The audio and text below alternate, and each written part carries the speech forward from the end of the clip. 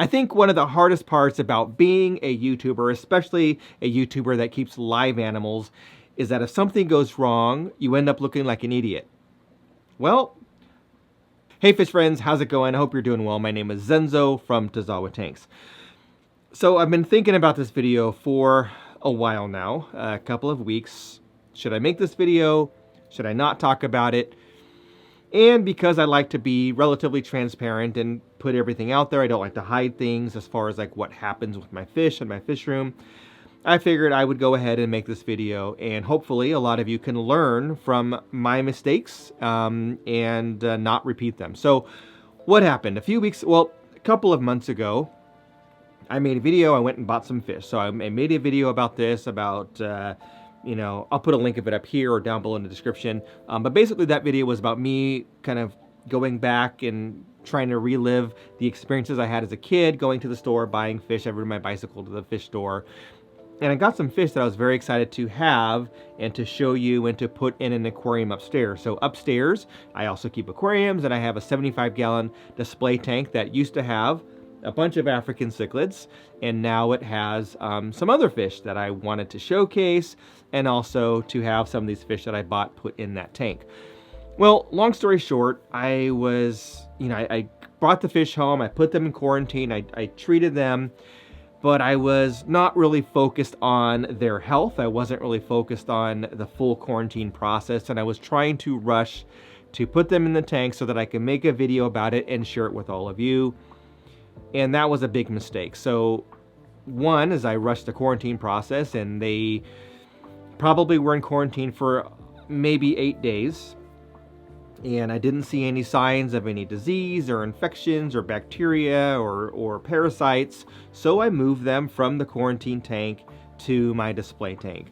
And that is where I made a big mistake. I should have been more diligent, more thorough with my quarantine process, really observe what was going on, and had been better prepared to deal with the situation that happened. So essentially, they all look good. I put them in the tank.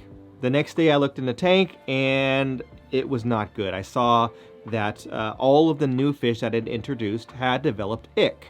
Now, if you're familiar with ick, it's a parasite, and it's if it becomes rampant, it will destroy the fish. It will, make the fish weak, the fish will die. And it's very easy to diagnose because you'll see all these little white spots on the fish. It almost looks like you salted the fish. There's like little specks of salt all over the fish, a little dusting of salt. So that's what I had on all of the new fish that I introduced. Now, the fish that were already in that tank, they were fine, but all the new fish, they all had ick. So what I should have done is I should have went to my normal methods of treating ick, which is going to my tried and true medication, which is called Ick-X. Now, here's an example. This is a bottle of Ick-X, and I always keep a bunch of it in stock, and I had plenty, and I still have plenty. But I wanted to try a different medication that a manufacturer had sent me, and I never got around to using it. It was a brand new bottle. And I thought, here's an opportunity for me to try this other product because I'm only treating for ick. I'm not doing other, I'm not treating for other diseases. I'm not mixing medications where I know that the Ick-X will work with some of the other medications that I use. So I used it and I followed the instructions, and, we're treating 75 gallons of water. So it's a lot of medication that's going in, and did the full dose, I used the entire bottle over the period of, several days. And every couple days, I'd lose a couple more. And finally, I just said, forget it. Once, that I had run through that bottle, and went and grabbed my Ick-X and, did a water change and treated the tank. And within 2 days, it was gone. It was cleared up. Now, could it have been that first medication and it finally became effective and the ick died?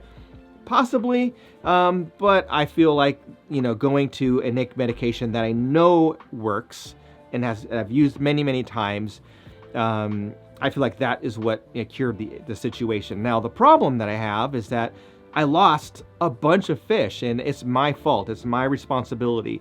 And my feeling is that if you agree to take care of a pet and buy a pet or, house a pet, that's your responsibility. And if anything happens to that pet, it's your fault. Whether, they get a disease or they get an injury or something happens or there's a power outage and, the life support system fails, all of that is the responsibility of the person taking care of those animals. So it's my fault. It's my fault if there's a power outage and all my fish die. It's my fault for not having a backup system, for not having a generator, for not being able to supply oxygen or heat or whatever the situation is. Even though it's a situation that's out of my control with a storm or a power outage, if the fish die, it's my fault. And so I took it very hardly. I didn't want to share it with everybody, but I thought, well, let's let people learn from my mistake, me being an idiot, basically. And yeah, so that's what happened. So I had 20 rummy nose tetras. Of those 20, 19 of them died.